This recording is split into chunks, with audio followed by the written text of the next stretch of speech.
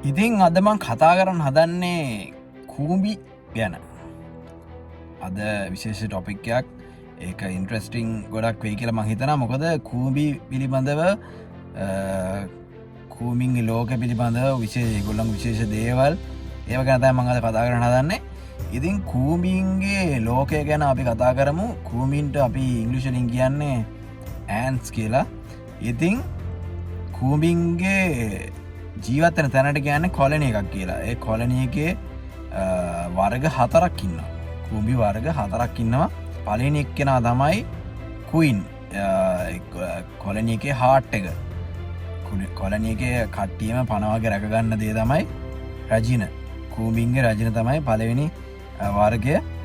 ඉතින් මෙයාගේ එකම ජොබ් එක වෙන්නේ තමා වර්ගය බෝ කිරීම පමණයි. එතනින් එහාට එයාට ජොබ් එකක් නැහැ. එයාගේ එකම ජොබ් එක තියෙන තමන්ගේ වර්ගය බෝ කිරීම. ඉතින් අනිත් කට්ටිය තමයි සෝල්ජර්ස්ලා. සෝල්ජර්ස්ලාගේ කියන්නේ එයාලගේ ජොබ් එක තමයි ක්වීන්ව සහ කොලනි එක ආරක්ෂා කිරීම. ඉතින් මෙයාලගේ විශාල හක්කු තියෙනවා. ඒ කියන්නේ යුද්ධ කරන්න, හපා කණ්ඩ ඒ වගේ දේවල් වලට මෙයාලට විශාල හක්කු තියෙනවා. ඉතින් මේ ක්වීන් සහ සෝල්ජර්ස් තමයි ගොඩක් කල් ජීවත් වෙන්න පුළුවන් කියලා කියන්නේ. මෙයාලට අවුරුදු 20කට වඩා ජීවිත කාලයක් තියෙනවා. සටන් කරලා මැරුණ නැත්තම් අවුරුදු 20කට වඩා කාලයක් ජීවත් වෙන්න පුළුවන් ක්වීන්ටයි සෝල්ජර්ස්ලාටයි. ඉතින් අනිත් කට්ටිය තමයි වර්කර්ස්ලා. වර්කර්ස්ලා ගොඩක්ම ඉන්නේ ගැහණු තමයි ඉන්නේ එතන. ඒගොල්ලොන්ගේ රස්සාව තමයි කෑම එකතු කිරීම සහ ඒගොල්ලන් කොලනි එක නෙස්ට් එක ඒගොල්ලන් ජීවත් වෙන තැන ක්ලීන් කරන එක තමයි මේ වර්කර්ස්ලාට කරන්න තියෙන දේ. ඉතින් මේ තව දෙයක් තමයි අනිත් කට්ටිය තමයි ඩ්‍රෝන්ස්. මෙයාලට පොඩි තටු දෙකක් තියෙනවා. ඉතින් මේගොල්ලොන්ගේ පිරිමි තමයි ඉන්නේ ගොඩක්ම.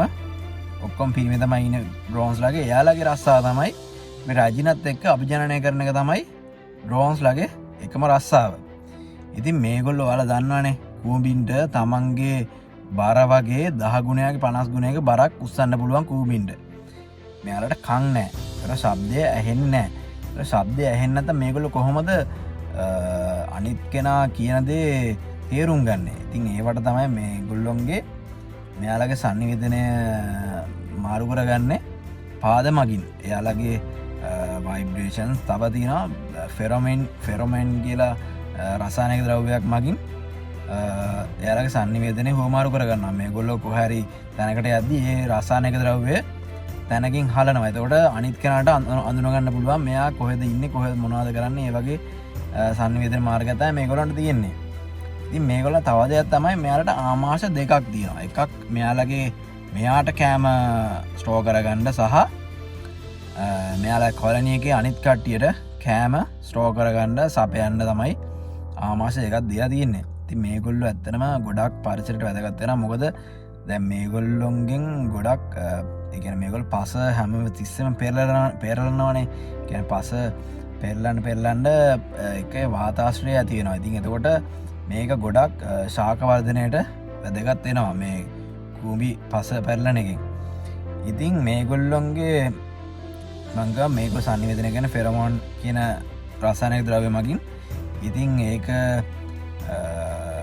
ඒගොල්ලෝ මාර කියන්නේ දවල් දැකලාදී කූඹි ටක් ගාලා මේ මොකක් හරි දෙයක් දැනගත්තාම මේ කඩාගෙන එනවා කූඹි රෑනක්. ඉතින් ඒ ෆෙරමෝන් රසායනික මේ නිකුත් කරාට පස්සේ තමයි තව කූඹියෙක්ගෙන් එහෙම මේ දේවල් වෙන්නේ.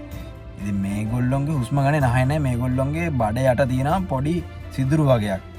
ඒවට කියන්නේ බ්‍රීතිං හෝල්ස් කියලා. ඒවට ස්පිරකල්ස් කියලාත් කියනවා. ඉතින් ඔය කරුණු එක තමයි අද තියෙන්නේ කූඹි ගැන කතා කරන්න. ඉතින් මේ වගේ ෆැක්ට්ස් දැනගන්න මාව ෆලෝ කරලා තියාගන්න TikTok එකේ, YouTube එකේ subscribe කරන්න. එහෙනම් තවත් මේ වගේ අලුත් තොරතුරු වලින් අපි හම්බෙමු. එහෙනම් ජය වේවා කට්ටියටම.